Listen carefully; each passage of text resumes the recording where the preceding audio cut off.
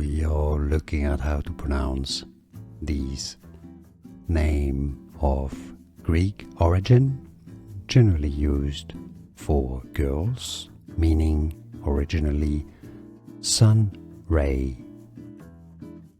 Eleni, it's pretty much the same in Greek, Eleni. Therefore in English, Eleni.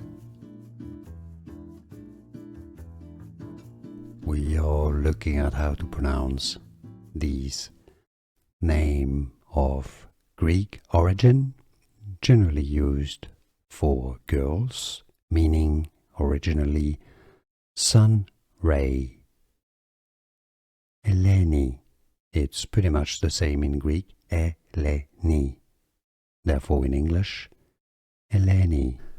Here are more videos on how to pronounce more confusing words and names too many mispronounced. Like this video if you found it useful. I appreciate your support. I'll see you soon and thanks for watching.